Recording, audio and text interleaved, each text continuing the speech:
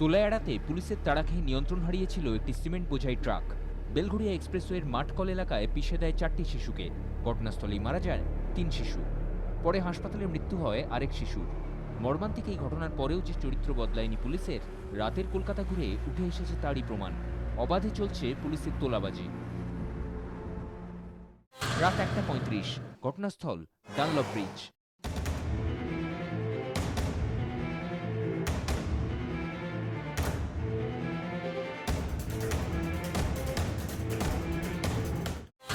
রাত 3:10, ঘটনাস্থল মাঝেরহাট ব্রিজ।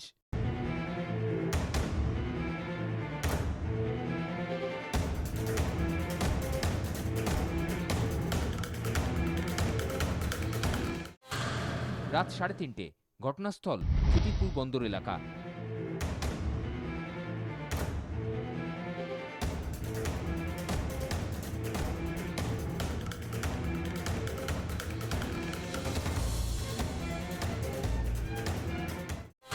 রাত 3:45, ঘটনাস্থল হেস্টিংস মোড়। বাইক নিয়ে তোলাবাজির তদারকি করছেন কলকাতা পুলিশের এক এএসআই। টপাটপ তোলা তুলছেন এক পুলিশ কর্মী। হাত এড়িয়ে যাতে কোনো গাড়ি পালিয়ে যেতে না পারে তার জন্য ব্যারিকেড দিয়ে রাস্তার একটা অংশ আটকেও দেওয়া হয়েছে।